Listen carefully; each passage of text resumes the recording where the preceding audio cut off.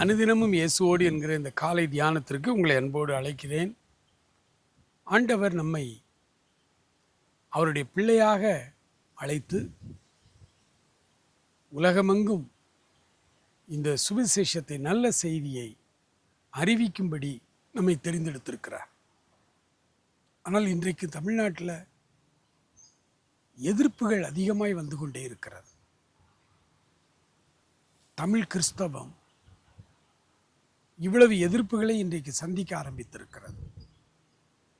இதுவே எழுப்புதலுக்கு அடையாளமாக இருக்கிறது. இந்த நாட்கள் ஆத்துமாக்களை திரளாய் ஆதாயம் செய்யப்பட வேண்டிய ஒரு நாட்கள். ஏனென்றால் மக்கள் ஏமாற்றமான ஒரு உலகத்திலே வாழ்ந்து கொண்டிருக்கிறார்கள். இப்போ சீஷர்களை ஆண்டவர் பிற்காலத்தில் இவர்கள்தான் உலகமெங்கும் போய் சுவிசேஷம் அறிவிக்க வேண்டியவர்கள் என்று அவர்களை ஆயத்தப்படுத்தும் பொழுது அவர்களை அன்புள்ள இருதயம் கொண்டவர்களாய் உருவாக்கினார். ஆகவேதான் மிஷினரிகள் அரச குடும்பத்திலே பிறந்திருந்தும் எடின்பெரோ அரண்மனையிலிருந்தும் இந்த வெயில் நிறைந்த தமிழ்நாட்டுக்கு அவர்கள் வந்தார்கள். வந்தது மாத்திரமல்ல, முதலாவது இந்த மக்களை அவர்கள் அளவுக்கு அதிகமாய் நேசித்தார்கள். தங்கள் சொந்த பிள்ளைகளாய் நேசித்தார்கள். மரணம் வரை இங்கே தான் இருந்தார்கள். இங்கேதான் அடக்கமும் செய்யப்பட்டார்கள். அந்த அளவுக்கு அவர்கள் இந்த மக்களை நேசித்தார்கள். அதற்கு காரணம் பரிசுத்த ஆவியானவருடைய நிறைவு. இறைவன், கடவுள், அன்பே உருவானவர் நமக்குள்ளே வசிக்கிறதுக்கு பெயர்தான் பரிசுத்த ஆவியானவருடைய நிறைவு.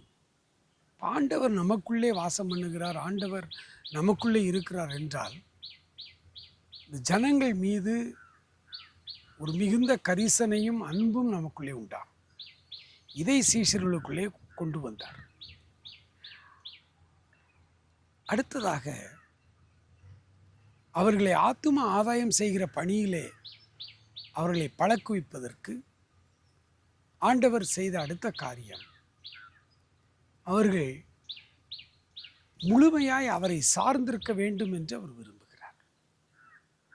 புதிய ஏற்பாட்டு திருச்சபையிலே ஊழியம் செய்கிற ஒவ்வொருவருக்கும் ஒரு வேத நூலாக, சட்ட நூலாக இருக்கிறது அப்போஸ்தலர் நடபடிகளின் புஸ்தகம். 28 அதிகாரம். அப்போஸ்தலர் நடபடிகளின் புஸ்தகத்தில் தான் ஆண்டவர் ஒரு மனிதனை எப்படி மனிதர்களை பிடிக்கிறவர்களாக்க ட்ரைனிங் கொடுக்கிறார் என்பது அப்போஸ்தலர் புஸ்தகத்திலே நம்மால் படிக்க முடியும். முழுமையாய் அவரை சார்ந்து கொள்ளுங்கள். என் நேசர் இயேசுவின் மேல் சார்ந்தே துன்ப வனாந்தரத்தில் நடந்து என்று பாடல், மிக அழகான ஒரு பாடல். ஆண்டவர் எப்படியெல்லாம் அவர் நம்மை ஆற்றி தேற்றுகிறார், நாம் எப்படி அவரை சார்ந்து கொள்ள வேண்டும் என்று. பைபிளிலேயே என் இருதயத்தை உடைத்த ஒரு பகுதி, யாக்கோபு வயது சென்றவராகிவிட்டார்.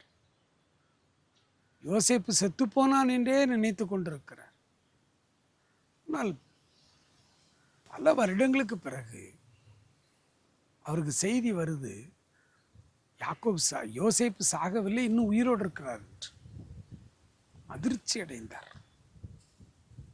என் பிள்ளை சாகாமலா இருக்கு, இன்னுமா இருக்கு, நான் உடனே போய் அவரை பார்ப்பேன். ஏன்னா அவ்வளவு தூரம் தன் மகனை அவர் நேசித்தார், அன்பு பாராட்டினார். அதனால யோசேப்பு மேல் உயிரையே வைத்திருந்தார் யாக்கோபு. இப்படி சூழ்நிலையில அவருடைய மற்ற மகன்கள் எல்லாம் எகிப்திலிருந்து பார்வோனுடைய ரதங்களை எல்லாம் கொண்டு வந்திருந்தாங்க அப்பாவை கூட்டிட்டு போறது. ஆனா அதெல்லாம் பார்த்தவர் மகன்கிட்ட சொன்னார், கொஞ்சம் பொறுங்கப்பா அப்படின்னு சொல்லி நேர பெயர் சபாவுக்கு போ அப்படின்னாரு.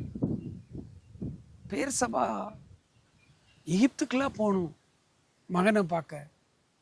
பெயர் சபால தான் எங்கள் அப்பா ஈசாக்கு பலியிட்ட இடம், அங்கே போ. ஆண்டவர்கிட்ட நான் கேட்கணும், அவர் சொன்னா தான் நான் எகிப்துக்கு வர முடியும். அவருடைய வாழ்வு, யாக்கோபுடைய வாழ்வு பல திருப்பங்களை கொண்ட வாழ்வு. அந்த வாழ்வினுடைய முடிவில் அவர் சொல்றார், என் மகன்தான் இவ்வளவு நாள் மரிச்சு போனான்னு நினைச்சிருந்த மகன் உயிரோடு இருக்கான். ஆண்டவர்கிட்ட கேட்கணும்ப்பா, அவர் சொன்னா நான் எகிப்துக்கு வரேன், அவர் சொல்லலைன்னா நான் வரமாட்டேன்னு சொல்லி உத்தரவுக்காக ஆண்டவர்கிட்ட காத்து நிற்கிறார். இதுதான் முழுமையாய் ஆண்டவரை சார்ந்து கொள்ளும் ஒரு வாழ்வு. நம்முடைய உணர்ச்சிகளுக்கு, நம்முடைய பாசத்துக்கெல்லாம் இடம் கொடுக்காம, என்ன காரியமாக இருந்தாலும் எனக்கு ஆண்டவர், அவர் என் கூட இருக்கணும், அவர்கிட்ட நான் கேட்கணும். நீ காலையில் நம்ம ஒரு தெளிவான ஒரு அர்ப்பணிப்புக்குள்ளே நம்ம வருவோமா? ஆண்டவரே, முழுமையாய் நான் உண்மை சார்ந்து கொண்டு ஜீவிக்க எனக்கு கிருபை தாங்க. எனக்கு சந்தேகம்லாம் இருக்கக்கூடாது வாழ்க்கையில். நான் முழுமையாய் உண்மை சார்ந்து இருக்க வேண்டும். ஆண்டவருடைய சமூகத்தில் நம்ம அர்ப்பணிப்போமா? God bless you.